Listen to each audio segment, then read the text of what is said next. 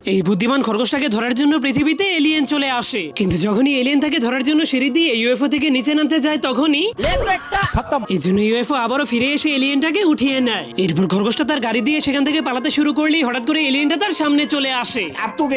এই জন্য খরগোশটা তার কানকে পাখা বানিয়ে উড়ে উড়ে সেখান থেকে পালাতে শুরু করে দেয়। এই জন্য এলিয়েনটা অনেক রেগে উড়ে উড়ে তাকে ধরতে গেলেই তার রকেটের ব্রেক ফেল হয়ে যায়। এরপর খরগোশটা গাজর খেতে খেতে তার গর্তে ঢুকে গেলে এলিয়েনটা সেখানে এসে ভাষণ দিতে শুরু করে দেয়। কিন্তু তখনই খরগোশটা তার রকেটের জায়গাতে বম সেট করে দিয়ে সেখান থেকে চলে যেতে শুরু করে। Bye bye. क्या बोलूं मैं इस पे? এই জন্য সে এতবার হেরে যাওয়ার কারণে 3টা রোবটকে ডেকে আনে। এরপর তাদেরকে এই খরগোশ ধরার মিশন দিয়ে দেয়। ठीक है समरिया।